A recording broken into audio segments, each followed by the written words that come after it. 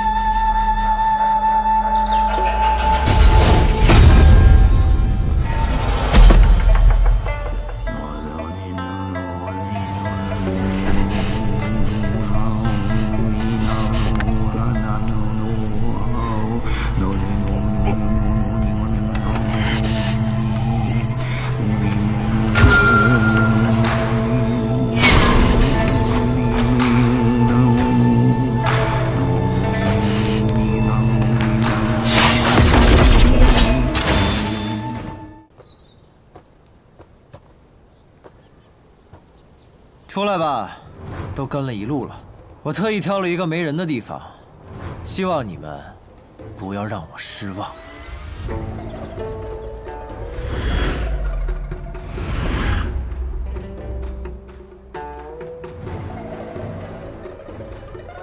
都自保一下家门吧，好让我知道我打的是谁。枭首9成，凤凰来仪，那你们知道我是谁吗？你少跟我废话，兄弟们，上！曾经的我，总觉得离那2字相距甚远。可上一次离开天启时，我持久登陆；这次回到天启，我刀剑双绝。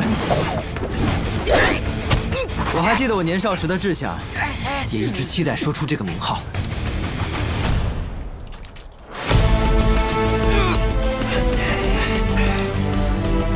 诸位好，我是九仙，百里东君。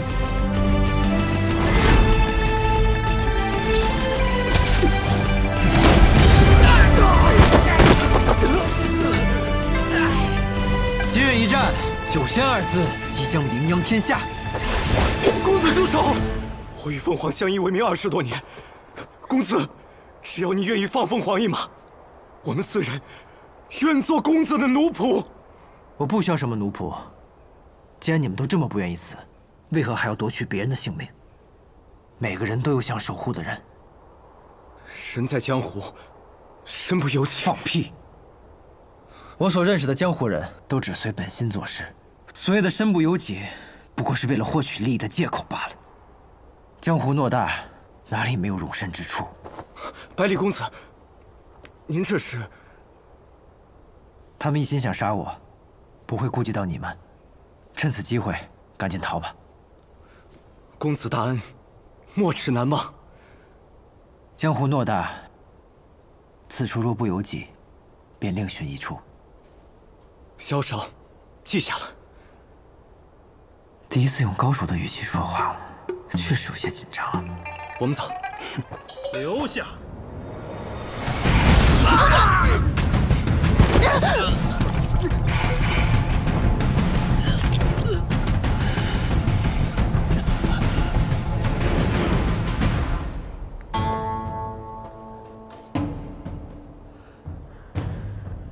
你们就是亲王找来的什么江湖杀手榜的杀手，竟是这般无能。本以为今日只需旁观一下，却没想到真要出剑了。不是说放过我吗？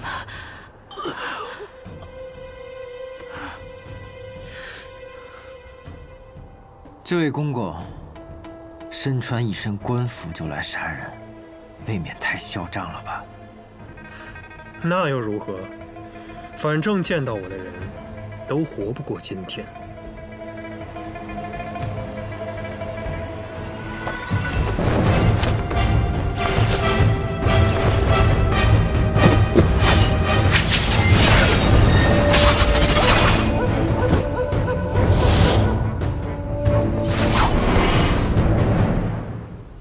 百里东君，你的剑法确实比我想象中要高。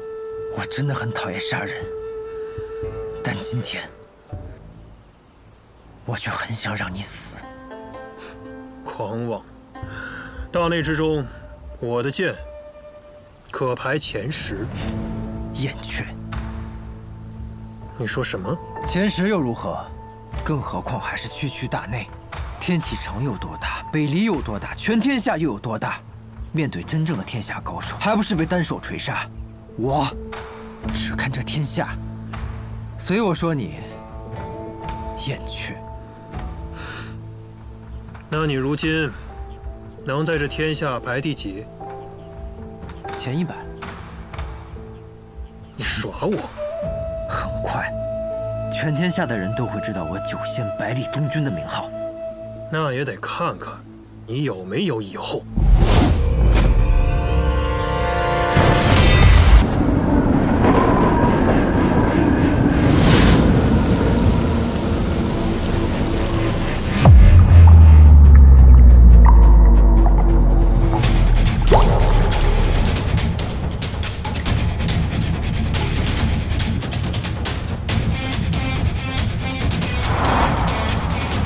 下雨了，认命了吗？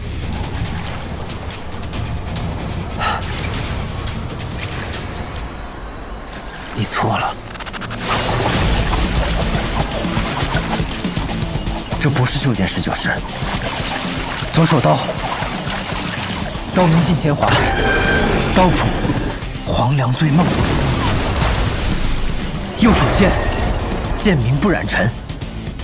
剑谱，西楚剑歌。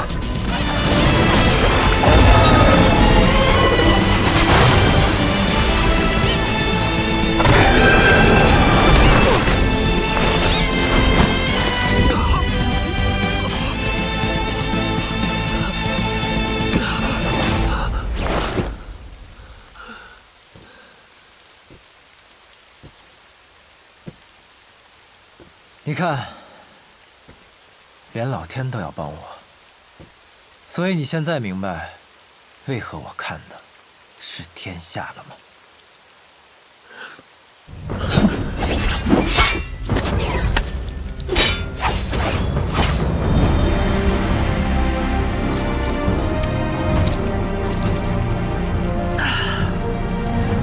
我可是9仙百里东军。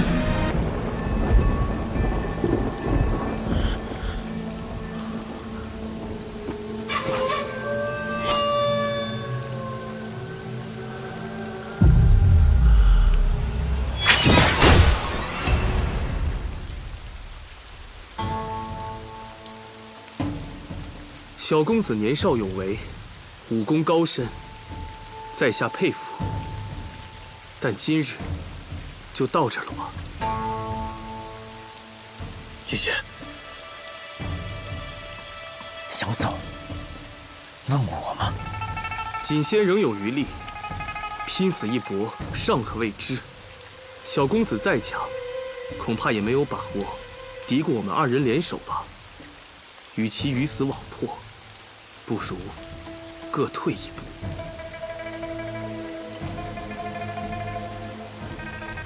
下次见面，可还是拔刀相见？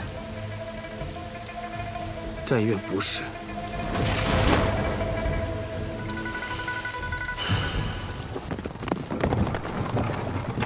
云哥，你的好兄弟百里东军来了，还不速速给我接风洗尘？这。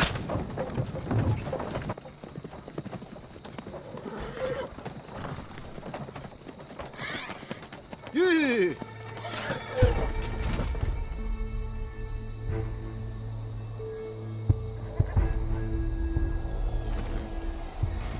我们来晚了。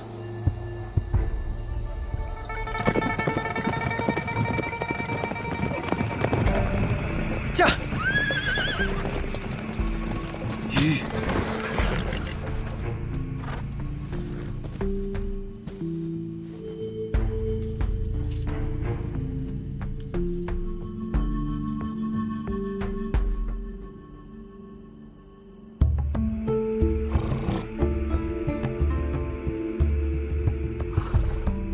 君不好，叶鼎之被天外天的人带走了。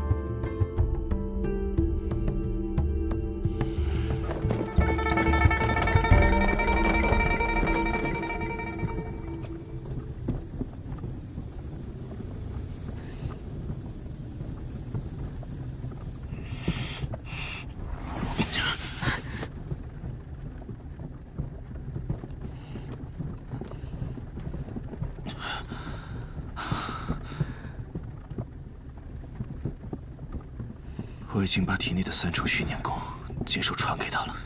他什么时候能醒3处训练功呢，可不是一时半会儿就消化得了的。那你呢？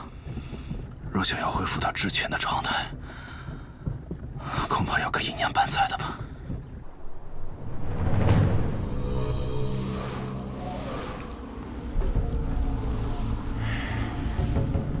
该死的李长生！ 当日暗中究竟对我做了什么？为什么我的伤势还不见好？怎么了？无作事，有从天外天来的人，快要进宣城了。来的人是谁？是魂官飞离，还有2小姐。不过看他们的样子，似乎正在被人追杀。是谁在追他们？是大小姐，还有百里东君。 是镇西侯府那个百里东君吗？是的。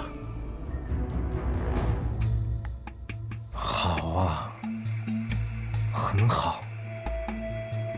我正想要去找他呢。当日在天启城没能把他杀了，让李长生那个混蛋折磨得我好苦啊！这，瑶儿，前面有一座城，我感觉他们应是往那座城去了。 宣城，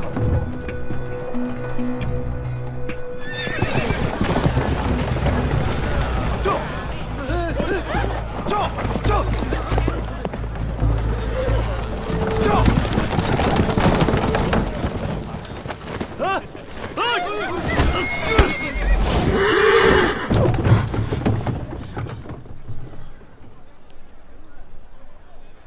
怎么了这是？ 喘气儿了，活着呢，没事吧？小伙子怎么了？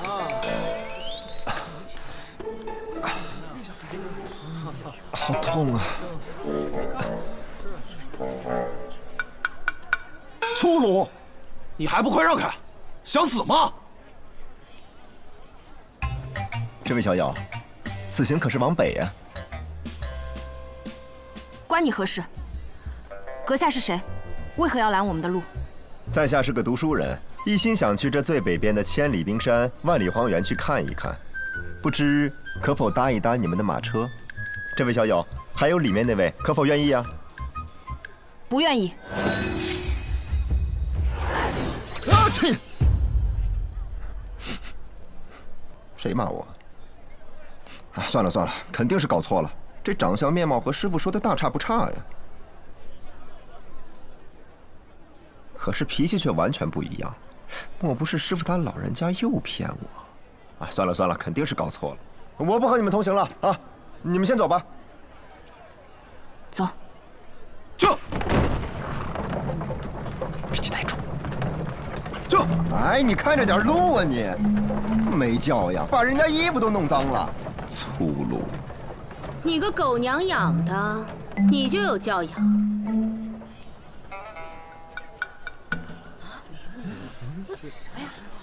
欠老娘1个月的酒钱，每次都赊你大爷呀！三娘，非也非也，我不是没钱付酒钱。你想啊，这酒一喝，钱一付，咱们俩这关系就断了。一想到这儿啊。 我就心痛。呸！给钱了就不疼了。伙计们，给我打！哎，三娘，我是个读书人啊。往死里打！咱们有话好好说，有话。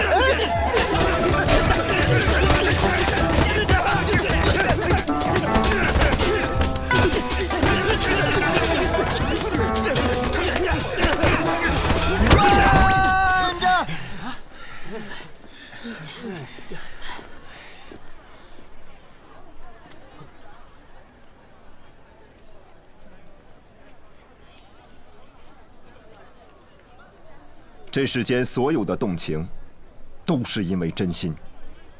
三娘，我对你的真心，你为何就感受不到呢？感受你大爷！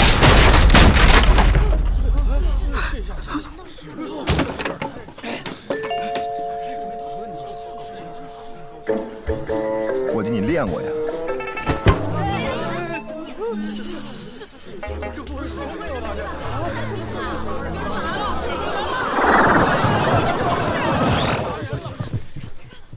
老板娘，这咋弄？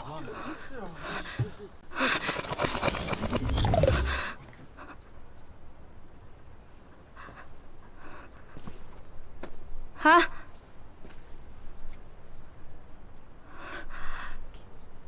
不会真死了吧？嘿嘿，没事儿。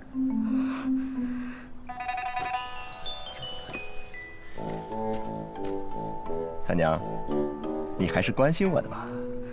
你看你那死样儿！其实真的挺痛的。哎，我名字里不带三，在家排行也不是老三。你为何见了我总是三娘三娘的叫？一双珍秀龙烟眉，比起花容胜3分，所以你叫三娘。你呀，总是文绉绉的，我也听不懂你说啥。因为我是个读书人嘛。没见过你这么邋遢的读书人。哎，不用。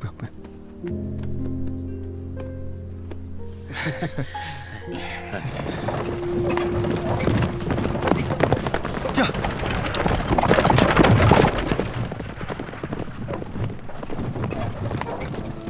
这回总应该是了吧？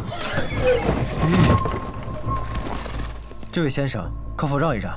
我们有急事。这位小友，此行可是往北啊？是老师。在下是一介书生，平生最大的愿望就是想去北边看看千里冰川，万里荒原。可惜没带盘缠，不知这位小友可否载我一程？我们去北方可不是游玩的，更可能有生死之危。先生若想同行，怕是不妥。哎，妥的，找的就是你们这样的人。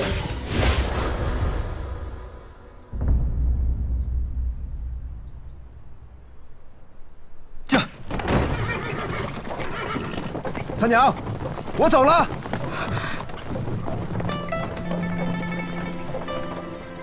嗨，记得下次回来把那酒钱补上。酒喝了钱未付，这缘分就断不了。走了，这。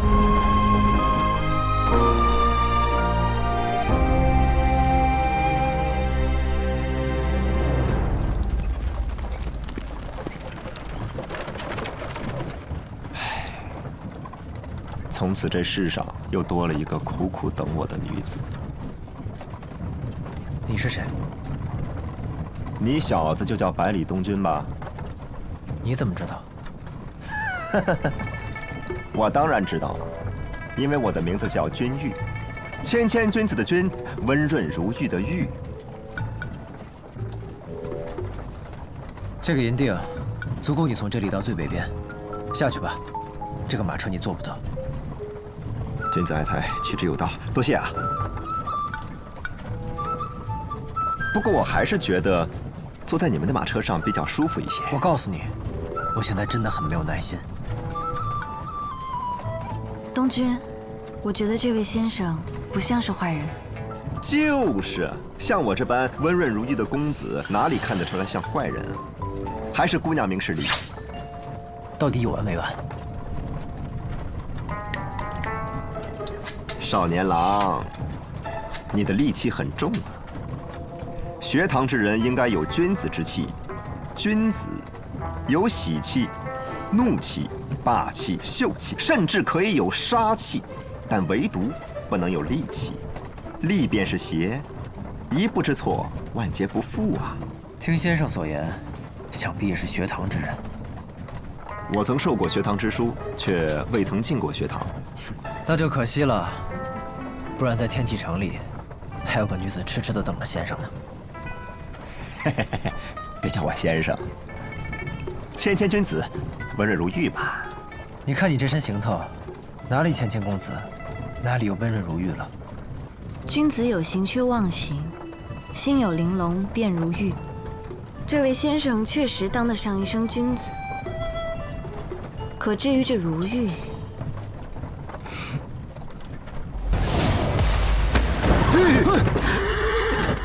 怎么了？吓死我了！这个内息是无作使，他便是学堂大考时我们遇到的那个诸葛云。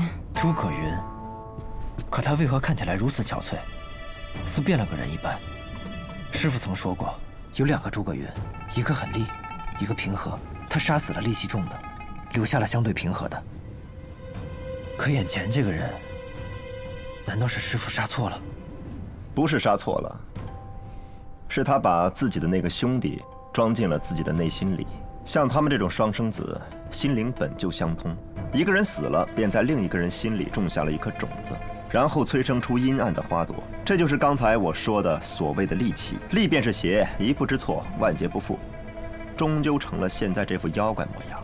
所以，我们才要做君子。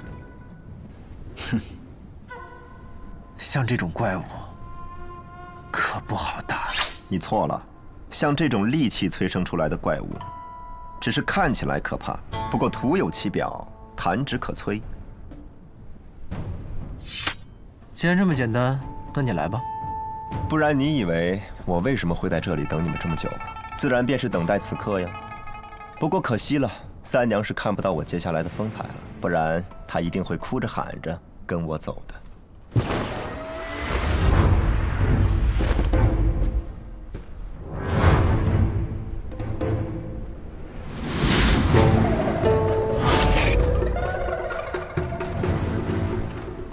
学堂君谕，请赐教。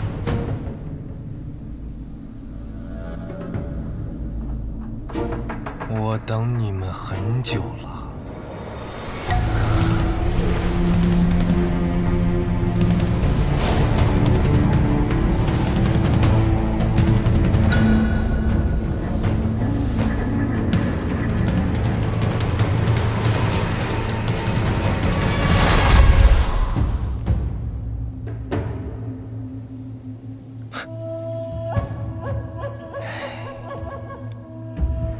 你说他能搞定吗？不知道。比起这个，东君，你可有听过学堂里有这么一号人？学堂偌大，除了师父以外，还有很多教习，徒子徒孙遍布天下，我也未能一一识得。不过这个人，哼，倒是很有趣。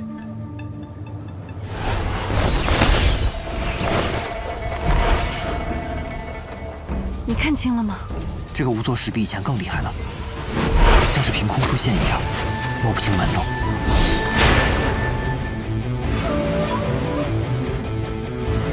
看到你了，上面。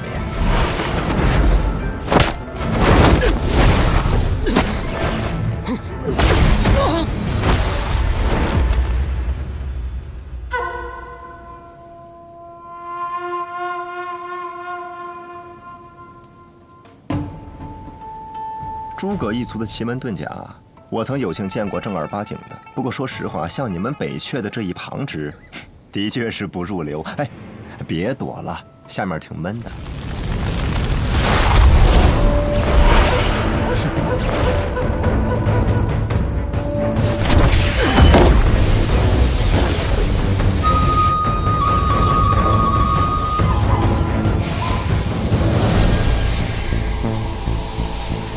莫流啊！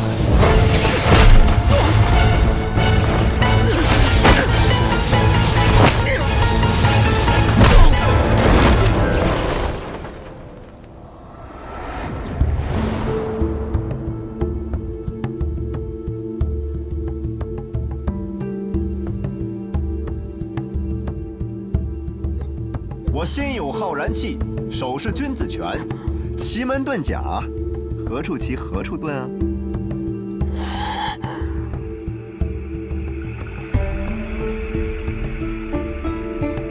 你到底是谁啊？我说过我叫君玉，诸葛无成，你还真是如你的名字一般一事无成。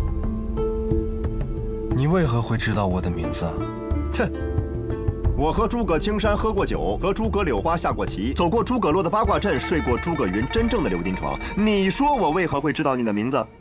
小师弟，现在我想使用一套剑法，可手上空空如也，缺了一柄好剑啊！什么？小师弟？哈哈哈哈哈！你入门的时候难道没有拜过我的画像吗？倒是没有。这个老混蛋师傅竟然忘了。啊，算了，不和他计较啊。我就是你们这一代的学堂大师兄。大师兄？你没搞错吧？不信，打过你就信了。不过这倒是师傅留下来的规矩。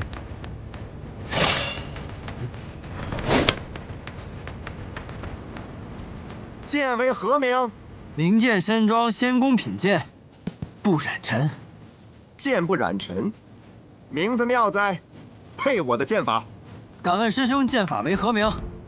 君子剑。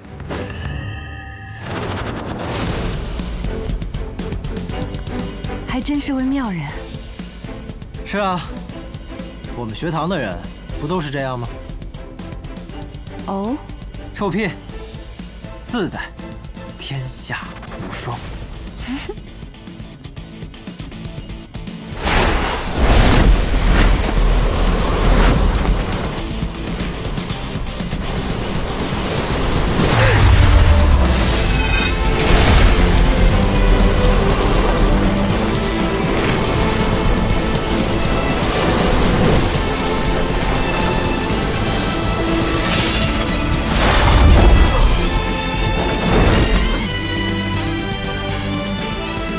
君子有9思：视思明，听思聪，色思温，貌思恭，言思忠。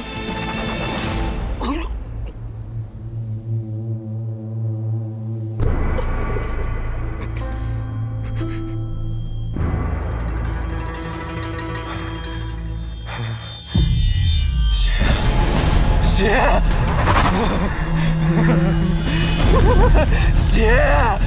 哈哈哈哈哈！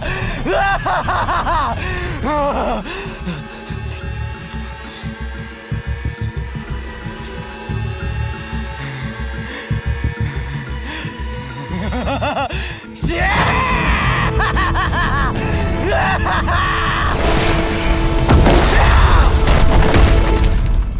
这是血魔功，北阙禁术。仵作使居然偷偷练了这个邪功。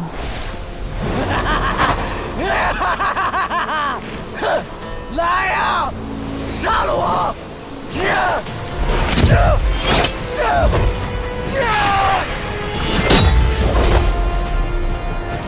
这就是你的君子剑，太慢了。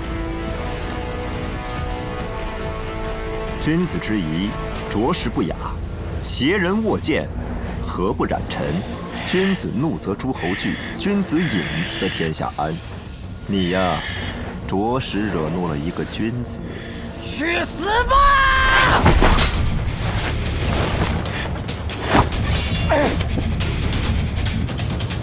我是学堂大师兄，是这天下间最接近先生的人。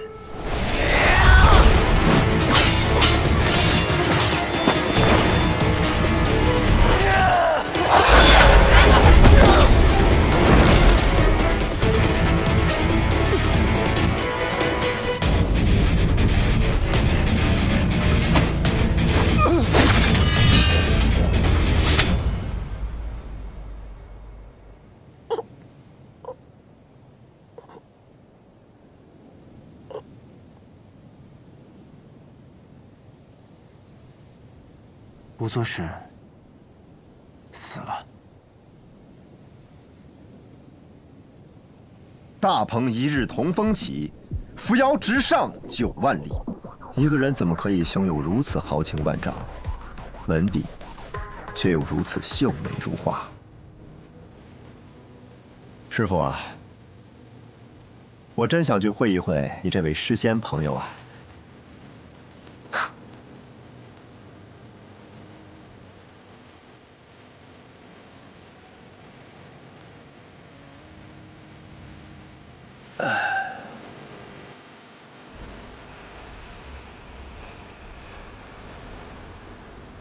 可惜呀，倒是有几分能耐，只可惜吓不住我。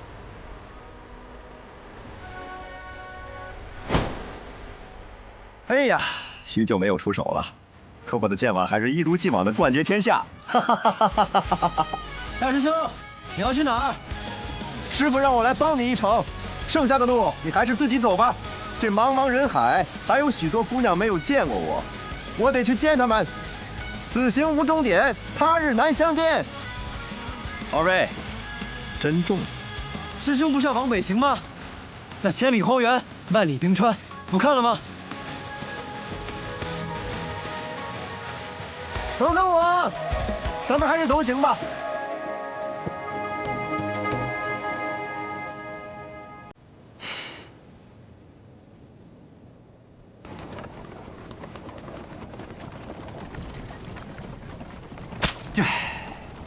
还有说，你们此行一路往北，到底是为何呀？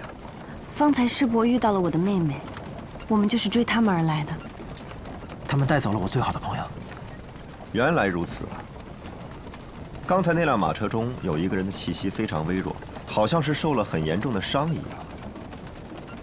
哎呀，若是刚才我能拦住那辆马车，是不是此行就可提前结束了？是的。哎呀，悔之悔之啊！师兄，你说马车里的人气息很微弱。是啊，与其说是虚弱，倒不如说是快死了。他们不会让叶鼎之死的。这种情况只有两种可能，一种是他们在带走叶鼎之的时候，把他打成了重伤。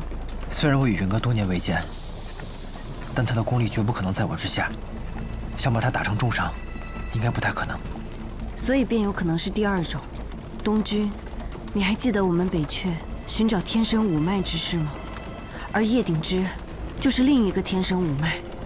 你是说，云哥已经练了虚念功？可这和虚弱有什么关系？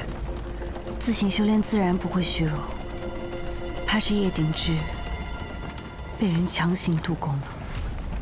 强行渡宫？北阙魂关中非离，表面上看上去玩世不恭，实则是个武疯子。他以凡体之躯强行修炼了3重虚念功。若是他将这些功力注入到叶鼎之体内，叶鼎之只需在经脉承受极限内，对这3重功力进行锻打，他便能获得非离所修的3重虚念功。奇哉妙哉呀！天下竟有此等可以渡宫的武功。瑶儿，此行到天外天还需多久？日夜兼程，17日左右。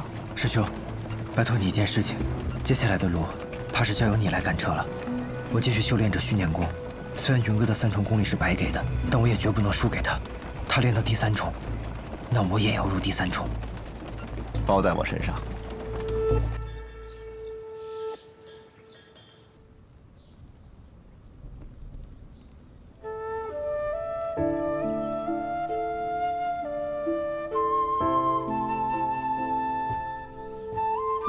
姑娘稍等，我这就回去禀报副都统，他一定会带着小殿下尽快赶到这里的。多谢。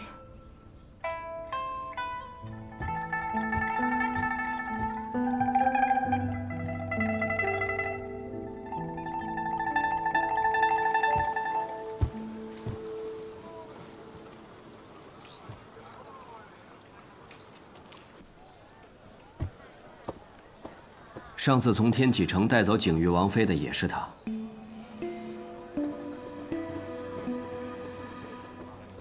看起来很普通啊。可就是这么一个看上去很普通的人，却是天外天的破关。他很厉害吗？北阙移民，甚至连我们白小堂都很难探到他的消息。你说他们为什么会对景瑜王妃感兴趣，还如此大费周章地将她送走，然后又将她送回来？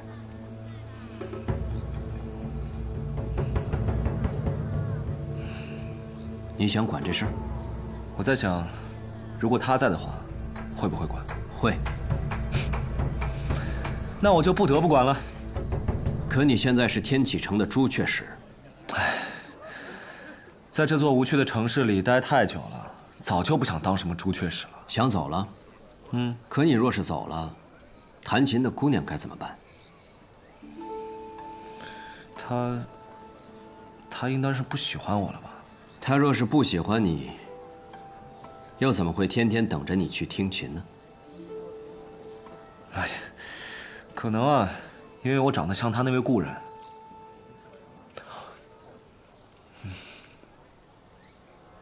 她怎么来了？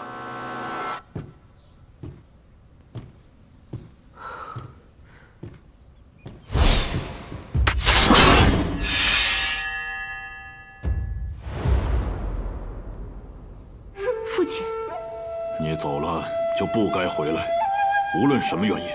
父亲，你为何就不肯放过女儿呢？我们一家世世代代侍奉萧氏皇族，在暗处已经很久了。如果你当时不走，你甚至有机会可以成为皇后。可是她不想成为皇后啊。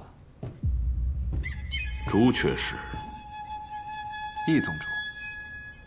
麻烦，你为什么让人告诉我这个消息啊？我不想管，我现在大小也是个将军，这种男情女爱的事儿，能不能别来烦我？我走了，当我没来过，也当我不知道。雷将军，方才易卜来过，那就让他们自个儿解决去吧。然后司空长风就进去了。以影宗和天启寺守护的关系，若是真打起来，可就很难收场了。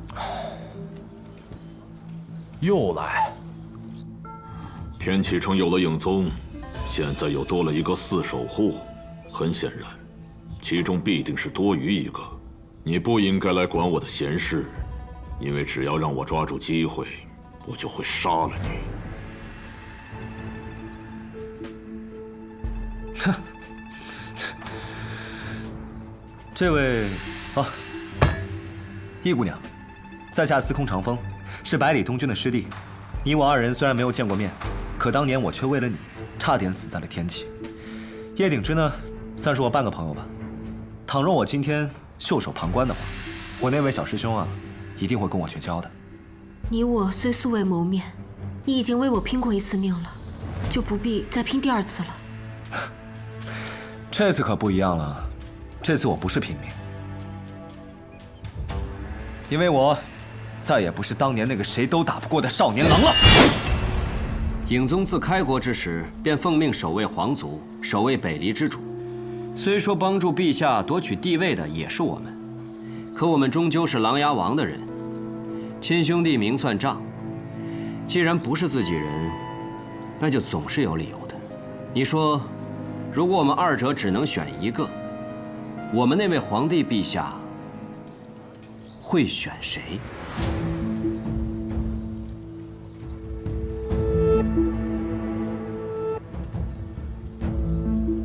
雷将军，现在动身去拦，还来得及。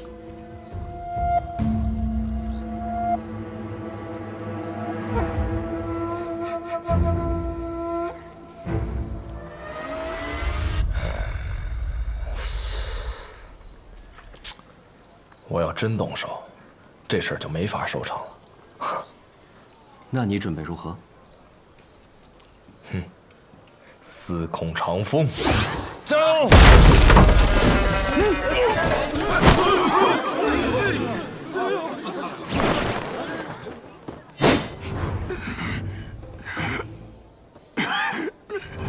终于见到了朱雀使的惊龙鞭，果然厉害。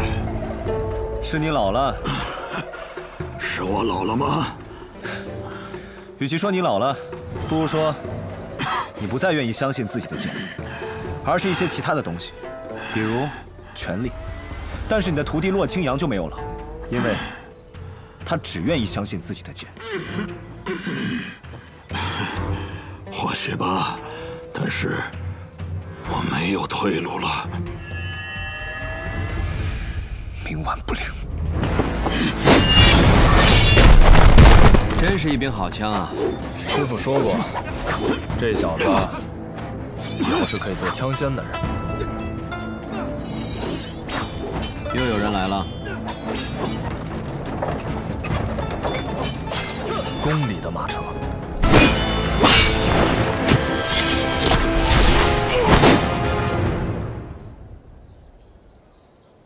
雷将军，你可真是深藏功与名啊！哼，过奖，过奖了。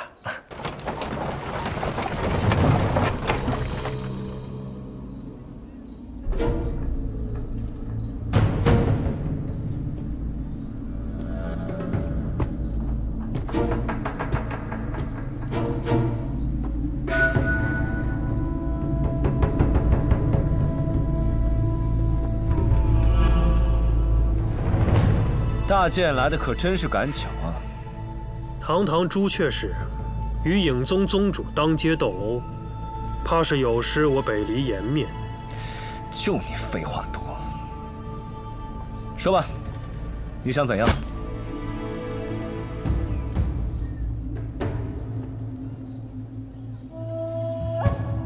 宣妃娘娘，陛下遣奴才护送娘娘回宫。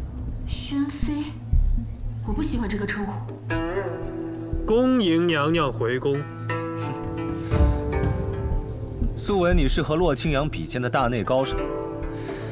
洛清扬那老家伙呀，任凭我嘴巴说烂也不愿意拔剑。那今日，就你来和我过过招。还请朱雀使注意自己的身份。哎，可别，我可不是什么朱雀使，我呀。就是个江湖浪客，易姑娘，只要你一句话，只要我还没死，今日就别想有人把你从这里带走。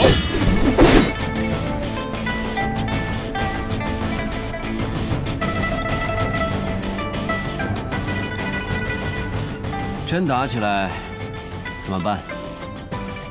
大不了让老七来收拾场面吧。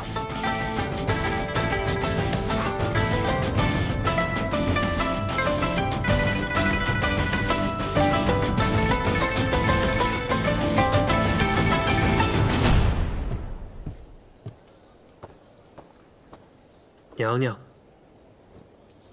司空公子之恩，一闻君没齿难忘。易姑娘，你可想清楚了？我被困在这座牢笼里太久了，我很清楚他有多么厉害。我能侥幸飞出去一次，但这一次，我知道是决然逃不出去了。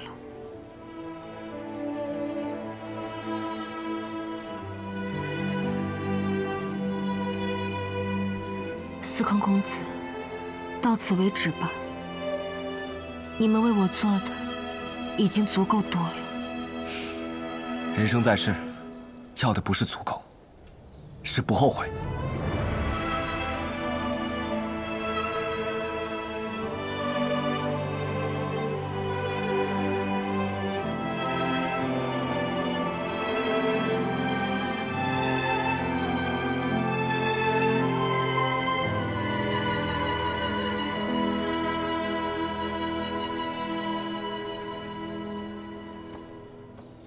走吧。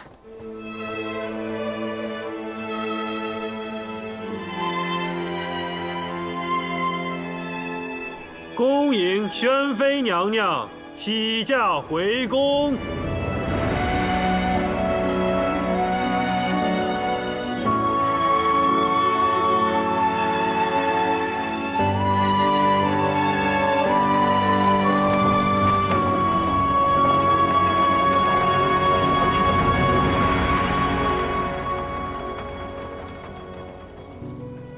没意思。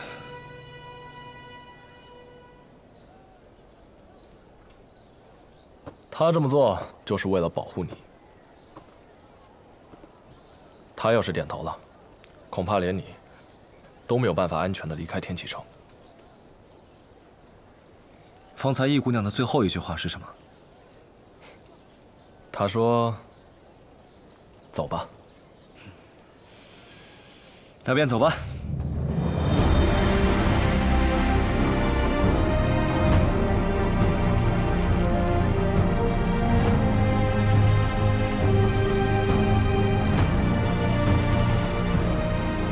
真的要走？是啊，我又不属于这里。真不去道个别？哎，不去了。可你不是说过吗？人生在世，要的就是不后悔。谁说我会后悔？毕竟我们还那么年轻，天下又那么大，谁能知道我们还会不会再见面？可你说你自小流浪，没有上过一天学，可为什么有时候说话却这么有诗意？因为我曾经遇到过一个穷酸秀才，他呀，就很爱说这些酸话。那这个秀才一定很有趣，让你过了这么久都没有忘记。是啊，他叫君玉，他跟我说过，他以后一定要闯荡天下，绝对不会错过那位痴痴等他的姑娘。马夫，叫好了。谢谢。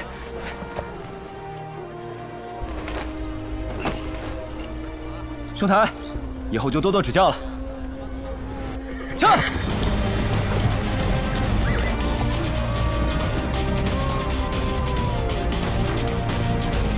司空长风，君玉，这缘分有趣。他走了？真走了？不来这里道个别？不来，一直走到了城门口，连头也不曾回一个。司空长风，你混蛋！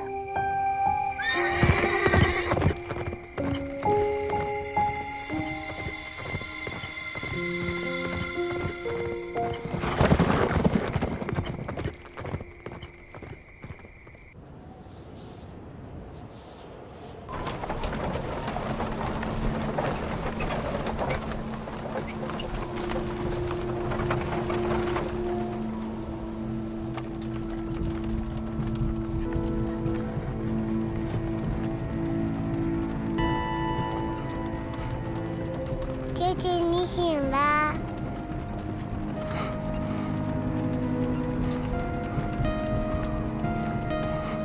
醒了。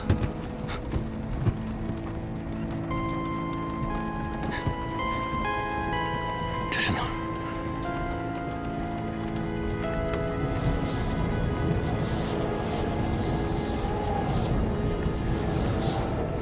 天外天。什么？不然你想去哪儿？自然是天启。就你这身子还想去天启？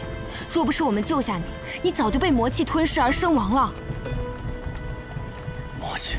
你在姑苏城过得太逍遥了，却不知道义文君那夫君景裕王早就当了皇帝。他要是回去就是新的皇妃。我知道你想去找他，可是你现在去就是去送死。你感受一下你的内海。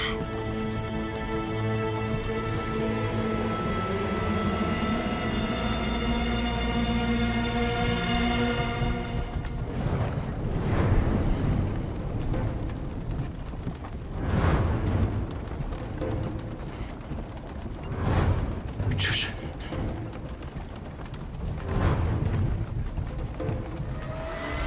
之前你走火入魔，无法压制。后来我强行将我体内的3重虚念功渡给了你，这才给你救回了一条命。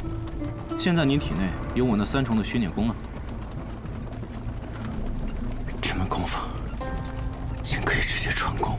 没错，我不是天生五脉，所以这只是普通人修到的虚念功第3重。但你不一样，你有天生五脉，若是修炼，远不止此。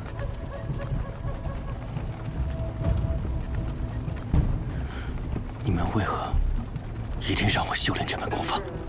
北离护国高手无数，光李先生一个人独守国门，我们北阙就一点机会都没有。所以我们需要一个人习得虚念功。带领我们攻破这道国门。你们想借我的手摧毁北离，我说了，那是你之前的想法，现在呢？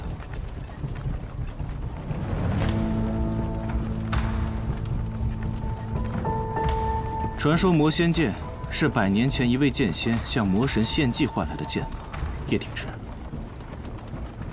与其向魔神借力，为何不自己成魔？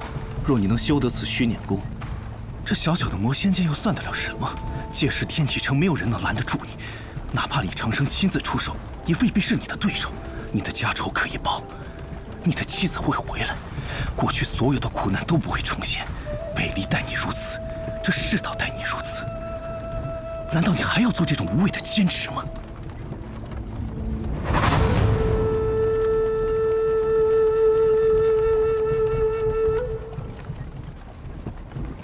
景誉王继位之后，派了很多高手在外寻你们。就算那日没有找到一文君，那明日呢？后日呢？他可能曾经真的很想与你一起过向往的生活，可你也要为他想想。他跟着你只能颠沛流离，那是他想要的吗？是你儿子想要的吗？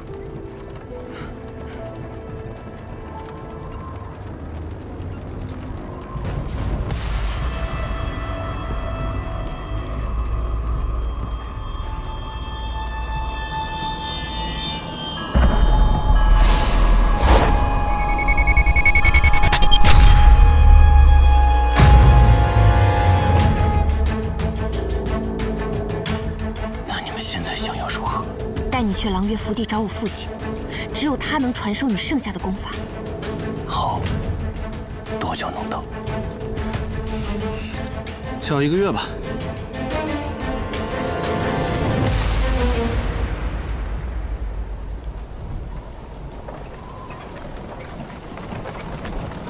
这。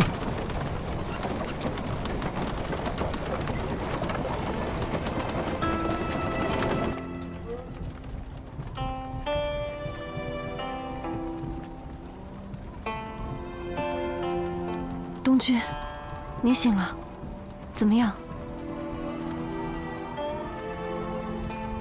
我做了一个很长很长的梦。你方才是不是做噩梦了？梦到什么了？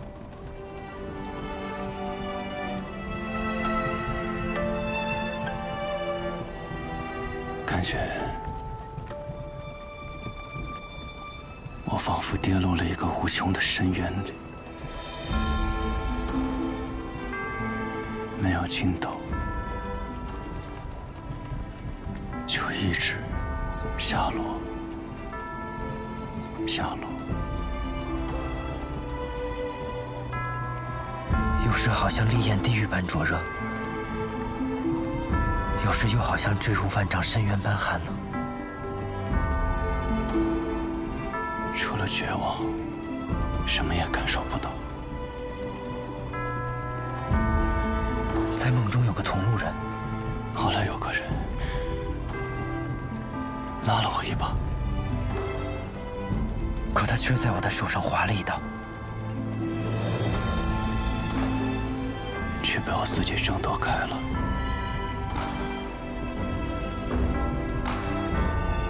他是谁？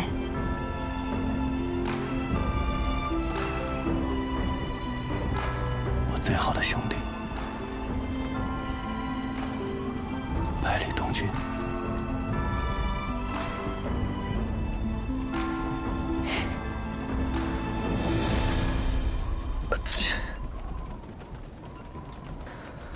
怎么突然这么冷？哈哈哈哈！当然了，小师弟，我们现在已经到了极北之地了。来，哎，师兄，快把帘子拉上！你这是要冻死师弟啊！哦哦。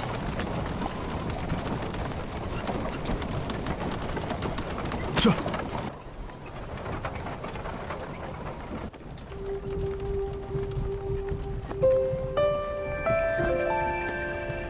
你刚才运功时，真气澎湃，我怕你体内真气散不出来，也就没给你披上。怎么样，好点了吗？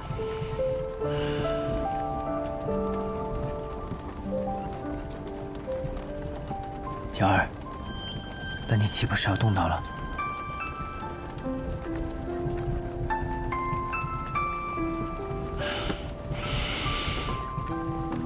我们一起盖吧。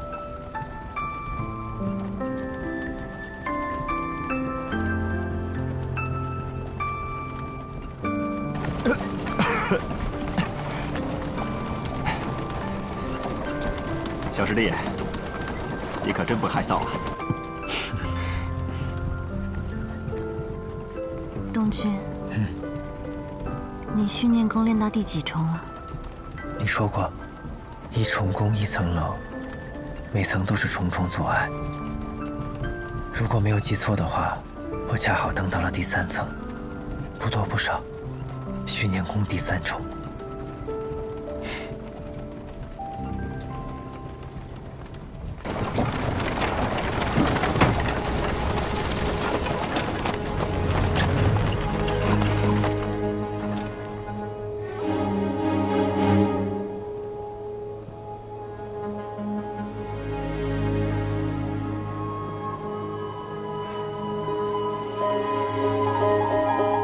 这就是天外天。魂官，你先带孩子进去，用内力给孩子御寒。我和叶鼎之直接去狼月府邸找父亲。为何不能一起？虽说是福地，也不是谁都可以去的。那边是比这还要可怕的一片冰原，再神勇的马也会望而却步。我们只能徒步前行。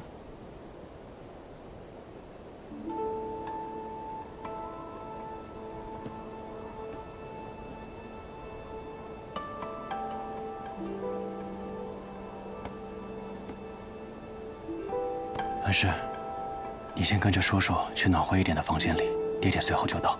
爹爹小心。放心吧，爹爹很快就会回来的。你阿娘还在等着我们。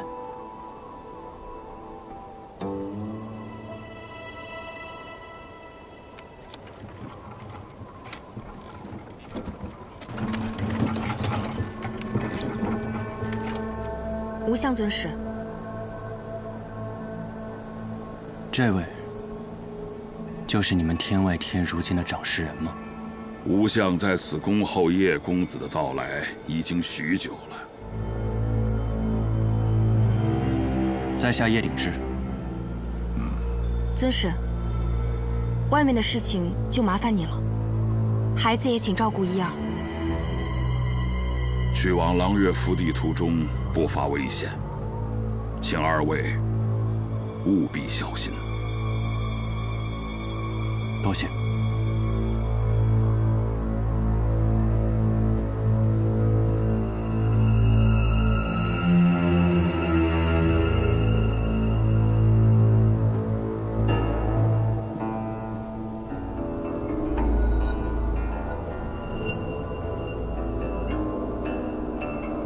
尊使，你带孩子先回去，我在这里还要等几位朋友。尊使，你要亲自出战吗？暗使传信回来了，仵作已经被他们杀了。我若不战，天外天还有人能拦住他们吗？飞离，去吧，很快属于我们的天下就要到来了。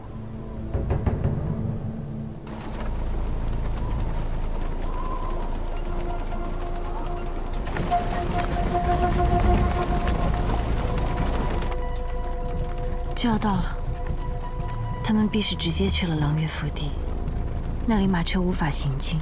再过一会儿，我们就要下车徒步过去了。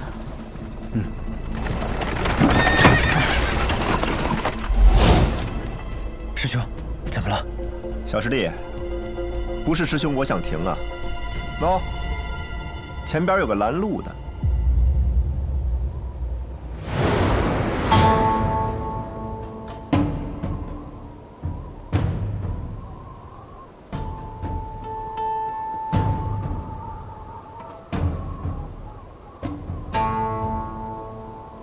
长公主，又见面了。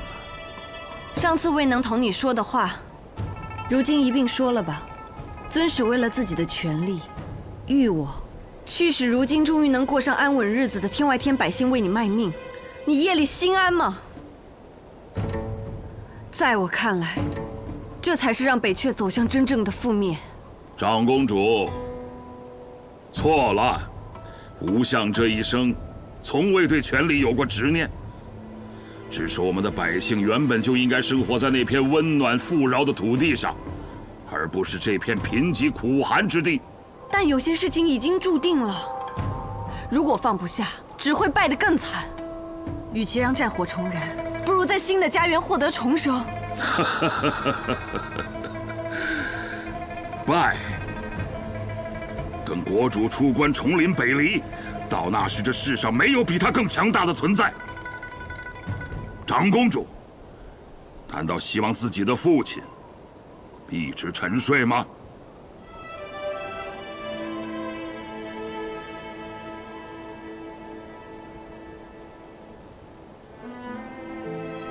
如果他的醒来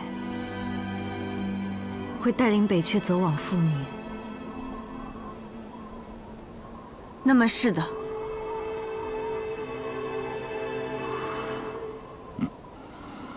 唉，又是一个入了邪道之人，只不过这个家伙要难对付得多了。为何？那个吴作使入了邪道，只不过是徒有其表，不堪一击，而这个相使，他连心都入了邪道啊！他的心坚若磐石，他认定自己做的事情就是正道。这样的人才是真正的难缠，因为他有信仰，而信仰往往能够驱使出更强大的力量来。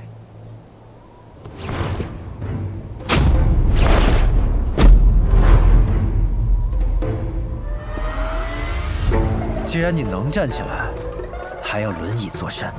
实不相瞒，我已经20年没有站起来过了。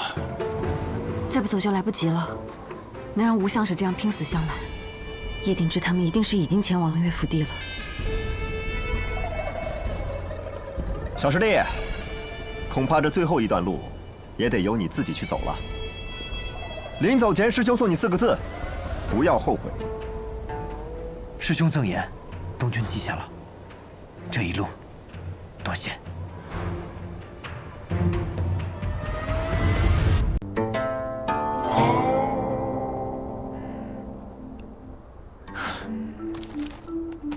师父这琴谱果真不一般，将武功藏于琴音之中，不愧是师父。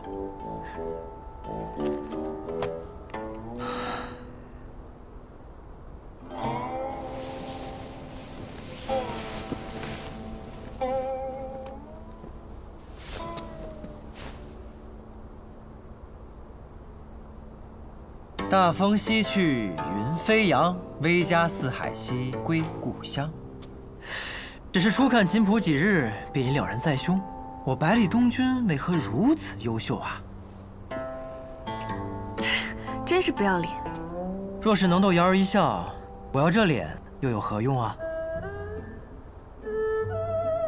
你怎么来了？我是来想我了？是来教你一门功法。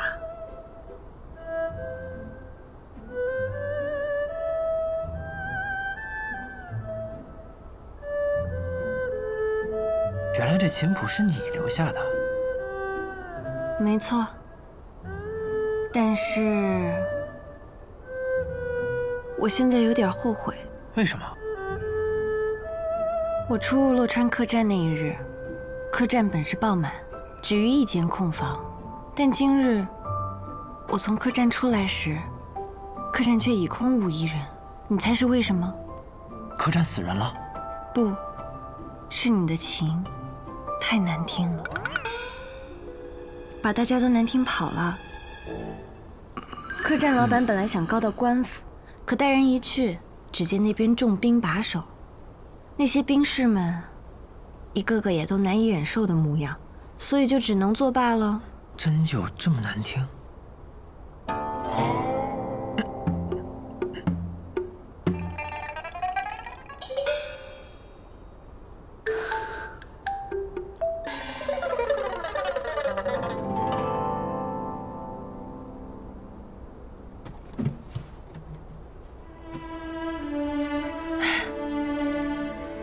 然是天下4情之一的九霄情啊！九霄风起惊雷现，长龙卧春千年眠。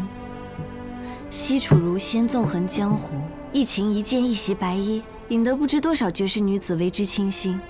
我虽没见过，却也十分神往。我师父当年真这么风流？天启城32乐坊，64名绝色乐姬，有40个爱他爱得要死。你说风光不风光？原来你们女子都喜欢这样的。一把琴，琴中藏剑，琴声起，长剑出。有什么样的女子才能不为这样的公子倾心呢？好，为了你这句话，这琴我学定了。哪句啊？让女子都为你倾心？那倒不用，有你为我倾心就够了。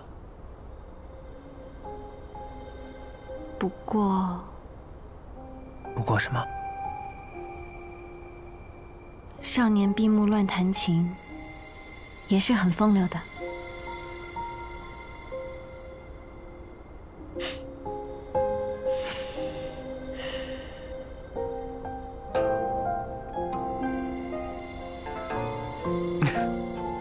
轻一些。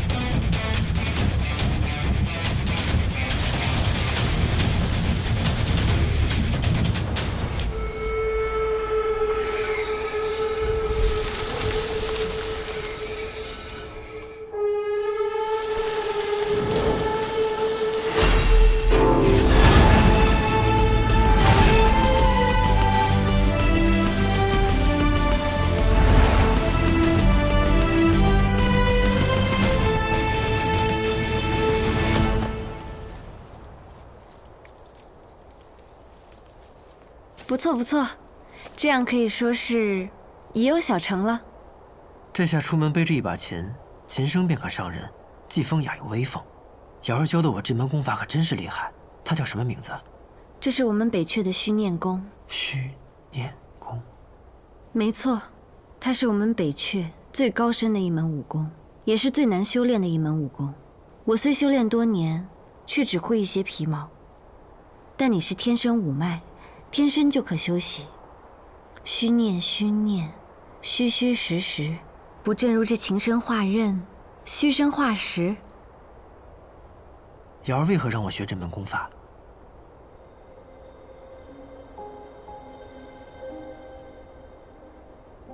很早以前，我想教你这门功法，是想让你去救我的父亲。虽然我后来改了主意，但李先生说无妨，还是可以将此功传授给你。只不过要等你熟练袖剑19式，且心境更加成熟之后，我想此时便是这个契机了。原来如此，那我们何时去救你的父亲？去天外天吗？现在还不是时候，太危险了。而且，要是我父亲真的出来了，于北离，于天下，怕都是一场浩劫。虽然我真的很想念他。瑶儿，不必担心，等等我们做好万全准备，劝说他不要发起战事就好。我会陪你一起的。东君，多谢你。